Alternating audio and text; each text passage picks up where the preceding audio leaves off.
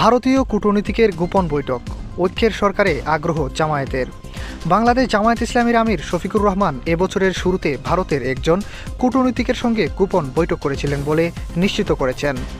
বার্তা সংস্থা রয়টার্সকে দেওয়া সাক্ষাৎকারে তিনি জানান, বাইপাস সার্জারির পর তার বাসভবনে ওই বৈঠক হয় এবং ভারতীয় কূটনৈতিক বৈঠকটি গোপন রাখতে অনুরোধ করেছিলেন।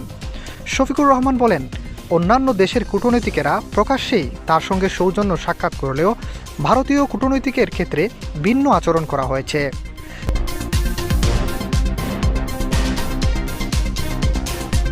তিনি জোর দিয়ে বলেন, সম্পর্ক উন্নয়নের জন্য পারস্পরিক স্বচ্ছতার কোনো বিকল্প নেই। রয়টার্সের প্রতিবেদনে আরও বলা হয়, জামায়াত ইসলামী সব দেশের সঙ্গে ভারসাম্যপূর্ণ সম্পর্ক বজায় রাখতে চায় এবং কোনো নির্দিষ্ট দেশের দিকে ঝুঁকে পড়তে আগ্রহী নয়। পাশাপাশি শেখ হাসিনার পতনের পর তার ভারতে অবস্থান এবং দুই দেশের সম্পর্কের অবনতি নিয়ে উদ্বেগ প্রকাশ করেন জামায়াত আমির।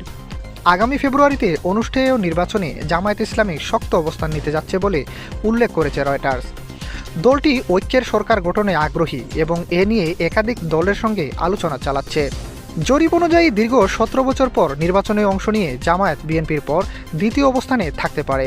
শফিকুর রহমান বলেন, অন্তত 5 বছর দেশকে স্থিতিশীল রাখতে দলগুলো এক হলে যৌথভাবে সরকার পরিচালনা করা সম্ভব হবে।